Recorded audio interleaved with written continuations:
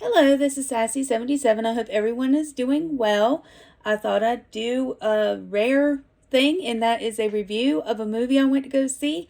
And I will say that it's a movie. Epic Elvis, the Elvis Presley in concert. Oh gosh, I cannot remember. I can't pronounce the name of the director.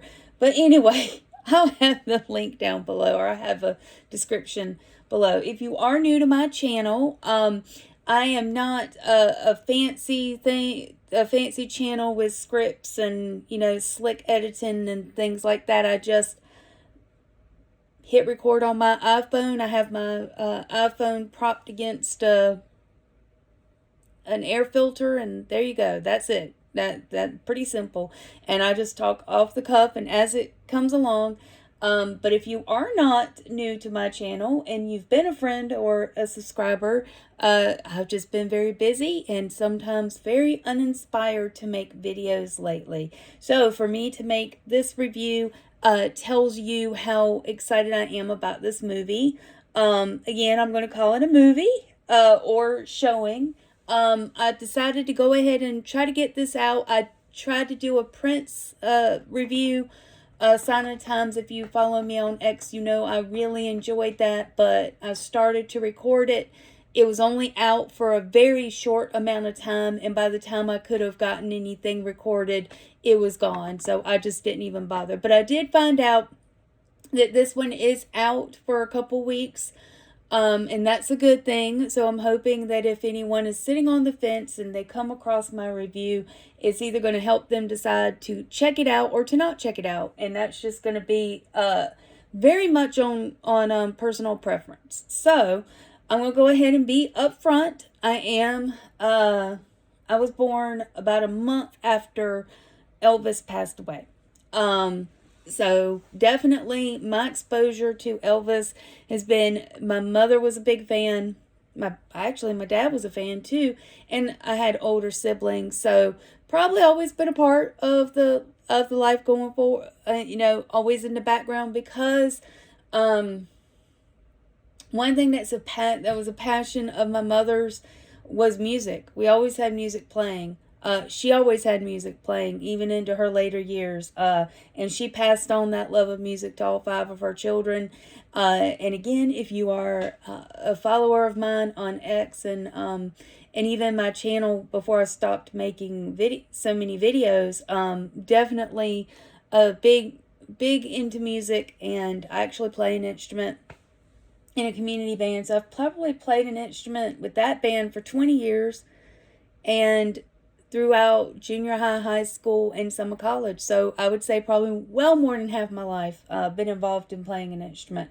So there is, a little bit of something that my perspective on this is going to have a little bit of that intertwined. And if I remember to talk about it, we'll see, because I already made a video and it got spliced and messed up in the program I was using. I was using Canva and I was trying to do just audio. So I just decided I'm going to go back to the same old, and that's just have one item out of a collection as displayed. And this is funny that I have this CD because I believe this was clipped for the movie. This particular performance was clipped for the movie. So anyway, so it's in IMAX now. I did find out today that once some areas are going to have IMAX a very limited time. Like for my area, it's a small screen. It's one screen in our bigger theater, and it's going to stop on Thursday so they can get in Scream because there's only one screen. And I think in big cities it's going to still be in IMAX, and then now it's going to be regular release, so you could see it in a regular theater. I still highly recommend IMAX, and I'll get into why. But first off, when I saw the previews for this, I thought we were kind of getting what we got with Prince Sign of Times. We were getting a particular concert, maybe 2, spliced together, or the best of each one, depending on, whatever. And that's not what you got. What you got out of this is really an epic experience, because it kind of starts off, it's a documentary and a concert video, and it's really kind of a movie, because it starts it's not a linear way of documentaries either, because I did go see Becoming Led Zeppelin. It was worth seeing in IMAX for the sound. This is going to be worth the sound. I think it's worth the extra money for the sound and the visuals, because you always knew, ladies, and I'm sorry, men in the audience, but ladies, I think we all know that Elvis was quite good looking, but on IMAX, and the screen is so big and it's right there, and you're just like, wow, that was a beautiful man, no matter what his weight was, no matter his age. In this, they kind of, is, like I said, it's not linear like most documentaries. It kind of starts off with why he started touring in the latter part of his life, which was he had been under the movie umbrella for a while. He wanted to be an actor. He was disappointed in how it went. He didn't feel like he got to do much variety. So while the movies were different settings and stuff, it still felt like the same character, the same story. He'd sing a couple songs or whatever and then move on. And so he really wanted to get back to the live audience. So of course it goes back and it shows all these pictures, all of the things throughout his life up to that point. And it's very good at one thing that is the best part of it, and Becoming Led Zeppelin did this as well, in that they use their voices, and it's not so much, most documentaries, especially about Elvis, is people being interviewed about him. No, these are his interviews. This is his words. It's edited very well to kind of start off with, like, it starts off with like some of his first rehearsals for his first show, which looked like a Las Vegas residency was his first comeback. That's what it looks like. If you don't know anything about Elvis, which I know enough to be dangerous, but even if you know a lot, I think that it does a very good job of immersing you into the process. So it takes you into the process of him getting ready for the show. So how did he start off? They start off with all these songs, and he doesn't write, he doesn't create.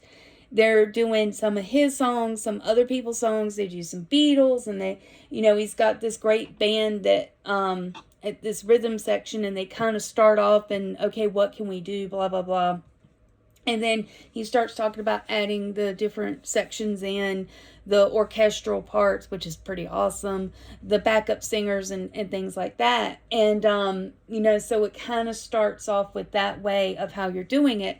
And so at first I thought, okay, where are we going with this? I was thinking we're sitting down for a concert. They're going to get to the concert, and then it's going to be the full concert.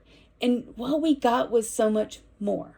We didn't really get that, and that's fine, because it ended up being so much better. And especially if you're a musician, it really helps you see some things. So the way that they did it is they, if they were going to play a whole song, and they definitely built up to the first performance, they're showing the people get seated and all this. The audience is shown a good bit in here, and their reaction to him. And I'd say that if you watch documentaries before and you see how people are acting, especially the women, you're just like, whatever, And I've been to rock concerts, I've been to see Kiss, I've been to some of the bigger ones, and you do see people acting like that, but not on the level of Elvis or Michael Jackson, and even sometimes Prince in some of the footage, because I've never been to any of those. But, I think that this IMAX experience and being able to see how they're reacting to him is a very big deal, and it really helps bring it home in a way that probably sitting home watching the documentary doesn't really bring across very well. And one thing is, if they have a whole song, they're splicing back and forth from his rehearsal, that performance, maybe a different performance, maybe a different rehearsal, and it's kind of time jumping. So if you've ever seen like the movie Rockstar and other movies where they try to portray this, it's a montage, and that's kind of how they spliced it together. So it is an epic movie experience. But it's so much more because it is kind of level. They're not reenacting. This is the real audience. This is their real reactions. But also, it does focus on Elvis, but also you can see the interaction with him, his musicians. And you can see through that time that you could tell years elapse. You could tell people are older. You could tell Elvis is older. But you can tell that a lot of the same people are there throughout the years, which seems kind of rare because Elvis is the draw. Elvis is who everyone is there to see. So to me, I think that shows that, he must have been transfixed. I'll bring that word up again. He must be amazing to work with. So they don't play all the songs in their entirety. There's just a few songs that are played in the entirety. But it does a really good job of just showing, you can't take your eyes away. Not just the attractiveness, but just his personality. You can just kind of gather he's got a good sense of humor. He jokes around with the people that he's working with. And the way that the audience reacts, I mentioned the girls, but there is a montage, and I've seen it before. I've seen and I've probably even shared it on my channel before. Only one man can get away with this, and that's him singing Love Me Tender, and he's going around the audience, and he's kissing women full on the mouth, sometimes with the man standing right there. But I mean, like, he's leaning forward, he sings a line, and he's kissing a woman, and then, he moves forward, and they're all trying to get in for their kiss. And you can see age differences of the people around. Like, there's people who are his contemporaries, but you also see some older, and you see some younger. You even see some teen girls. You see like probably a 10, 11, 12, and they're all excited because, they're excited because of how they see other women acting. But in this movie, like, I've seen it in one song. This is a montage of just him walking around and, different outfits and everything. And another thing that I kept noticing throughout is how the people who are on stage with him, either playing or singing, are constantly watching him. And to me, like, the women, of course, look like, let's say they look like they really want to jump his bones. Like, they seriously look like they really are so into him, and they're so laser focused on him. And you notice that his guitar player and the drummer, who's usually right behind him, they're the same people throughout, these men, and they're smiling, when they're really watching him, and they're like watching his every move, like he's so transfixing. And I'm like, man, he must be out of sight in person. I mean, like, in person, he must be the most fascinating human ever, because even these guys might look a little, whatever.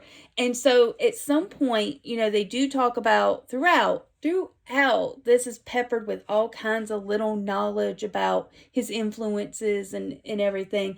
And so one of the things that they talk about is the gospel music. And you start to notice, all these backup singers are not just the ladies, but you also have a quartet of almost barbershop singers. You have gospel singers.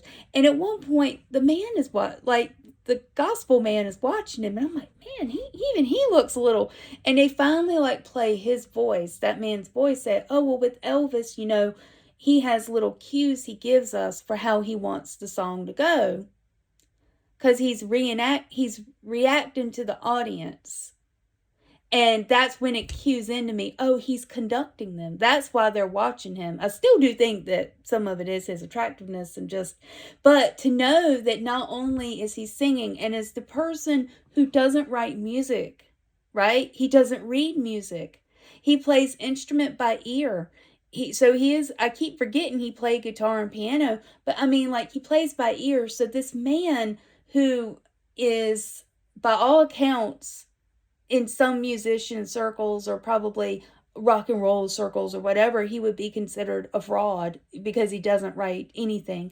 And I'm not saying that that's always the case. You always do have people in a band who don't write, but he's probably one of the most famous people or entertainers that didn't write a lick of anything other than you see in some of these interactions. And that, again, I'm taking this nerd level, and nobody probably wants to see just, just a little bit of his whatever. But anyhow, but on that level of, yeah, he might be other people's stuff, and there might be someone who's writing the music in the background for the orchestral pieces to play or whatever. But he is in control. He's the one making some of these musical decisions on, okay, we're gonna, I'd like more horns here, or I like more whatever. And I don't think that there's been an entertainer on that level, other than maybe in country circles, maybe George Strait, who's on that level of, who doesn't do any of the lyrics, any of the composing, writing any of the guitar licks that we know of, and he might have half music writing credit, but some of that could be more of the directing. And so one of the things that was very, very interesting, and again, I think on just being a music nerd's level, is he talks about, and again, what's so great, and I can't drive this home enough, of how it does feel like it's a conversation. Again, it's splicing together of his previous interviews. Sometimes you hear the question that's being asked, or just him talking in general about certain things.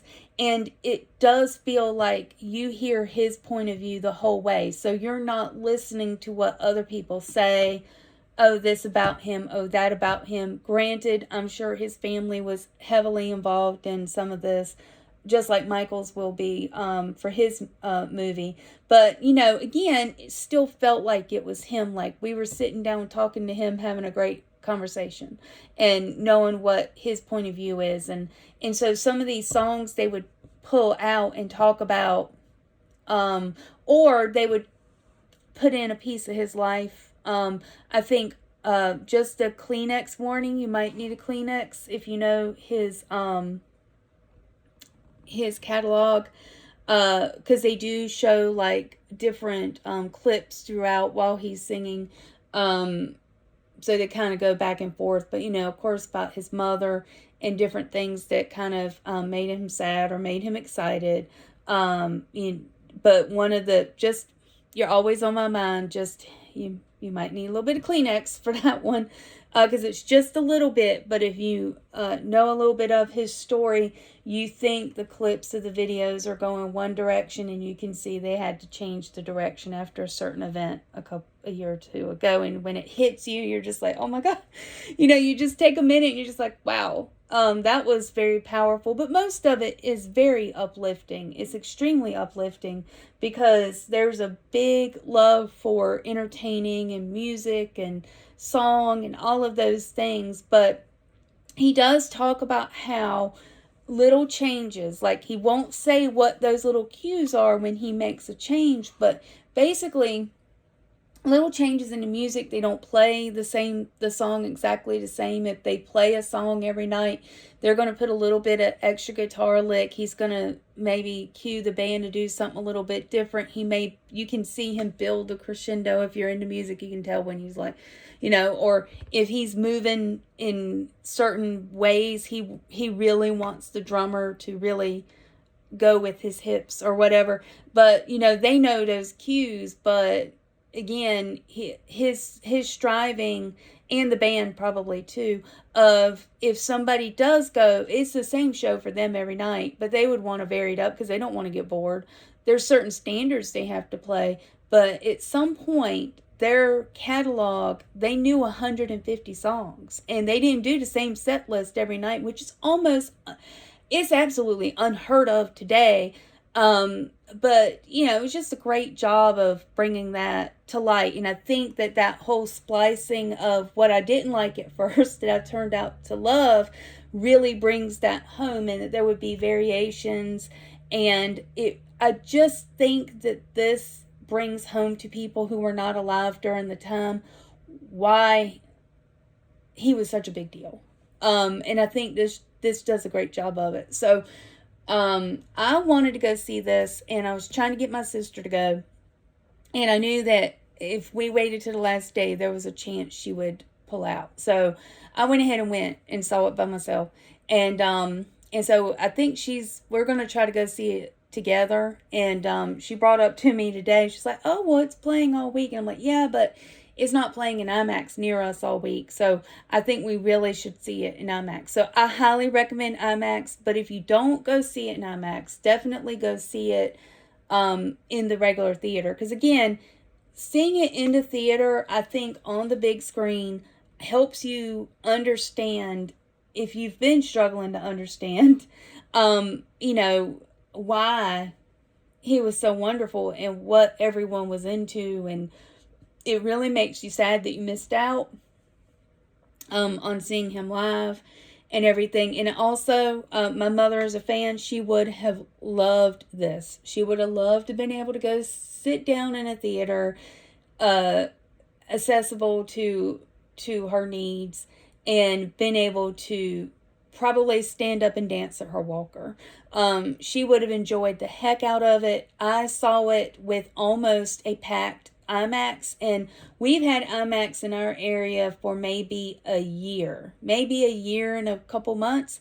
I've been a couple times. I have never seen it that packed, and it was packed the day before. And I tried to take a look at the kinds of people who were there, and it was all kinds of people. It was a few people who would have been teens around the time that of his fame. They would have been teens when he first came out, or they would have been teens when he passed away, because we got to remember his career spanned, 55 to 77, so about 20 years. So it was a good range of people. And something almost never done in my area, applause at the end of the movie. That almost never happens. I've only been to certain Star Wars movies that happens at, and that's classics and Sound of Music. I think one time Raiders of the Lost Ark. Any Indiana Jones, any movies from the 80s that are re-released to theaters, they clap for that. No new movies. I've never been to a new movie that's been applauded. Never. No, not like this. So this one, there was applause. And usually with Star Wars, on the re-releases of the classics, again, if you're new to my channel, I'll go to the re-releases. People stay for the ending credits because they want to soak up every second and the music score. More people stayed for this end credits because it was a song remixed with some current stuff, and it was okay.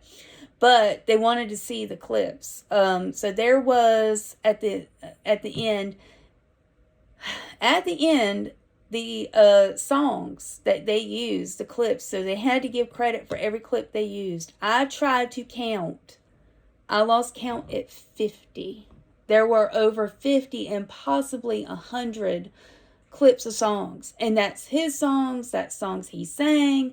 Let me go back and say one thing. I think that we all think of cheesy Elvis, right? You think of cheesy Elvis in the suit, and you think of rockabilly Elvis when he first came out, Elvis to pelvis, and you only see him from the chest, from the waist up, and everything. And his voice is pretty good. You just hear it rockabilly. It's a rockabilly voice. They all kind of sound the same.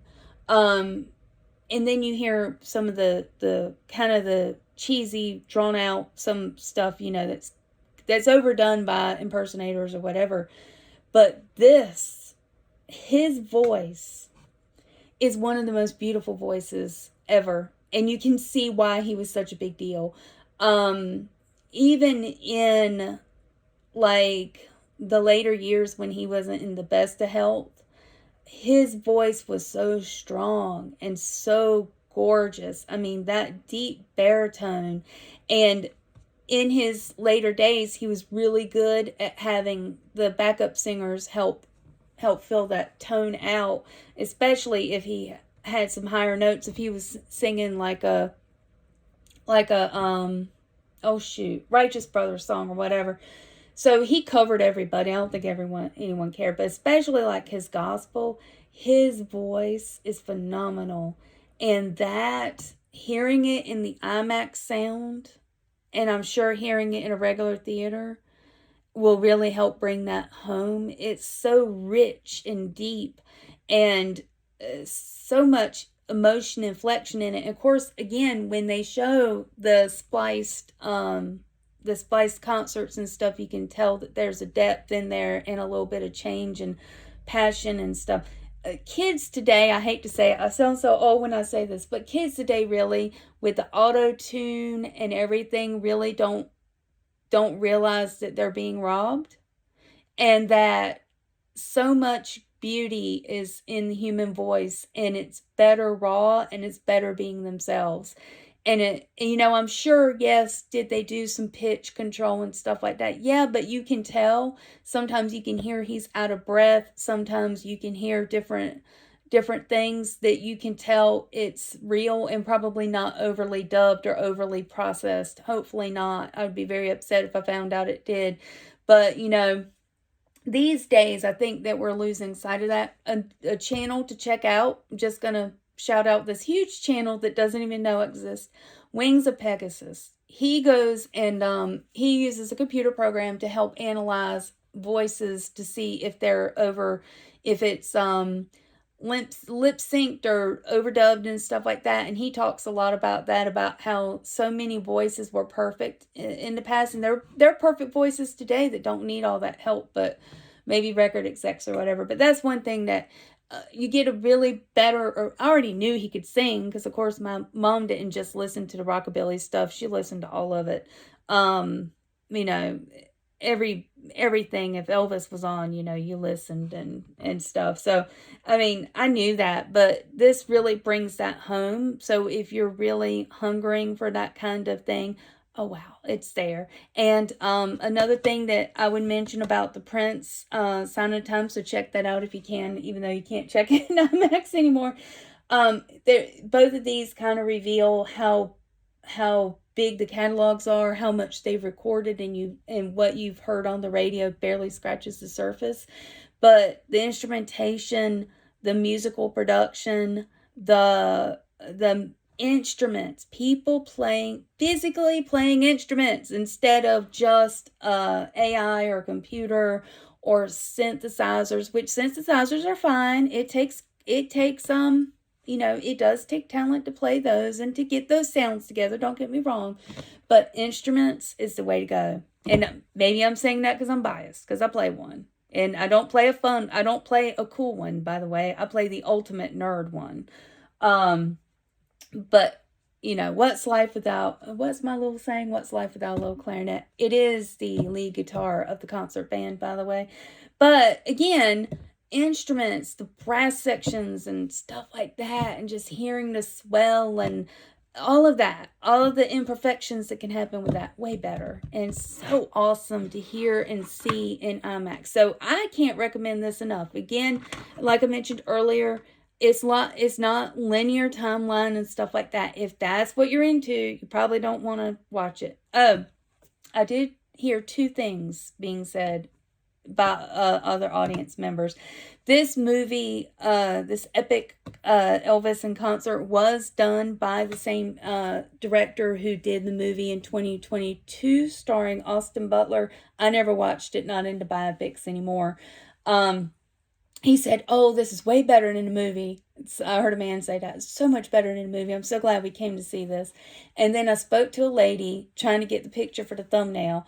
I spoke with a lady, and she was a teenager and got to see him twice. And she said, "Those girls that were going crazy?" I said, "Yeah." She goes, "I was one of them." Not really in the video, but she was in the movie. But she was saying, I know what that felt like. And she said they did a really good job of showing what it felt like, and it was great. And she was supposed to see him on the tour that he passed away right before. So she got to see him twice, and she was pretty young when she did. She was in her early teens, but she said that, they did a really good job. So to say that I spoke with someone who'd seen him in person, experienced that as one of those girls, and she enjoyed it, I think we go with what she has to say. What do you think? Not what I have to say. But if you've lasted this long, thank you so much. I appreciate it. I know I ramble on, but that's me, and those who are still here, thank you so much. It's probably just my 3 or 4 big fans. So thank you so much, guys, for staying in. And we'll see if I can make a few more videos coming up. Have a great day. Thank you so much. Bye.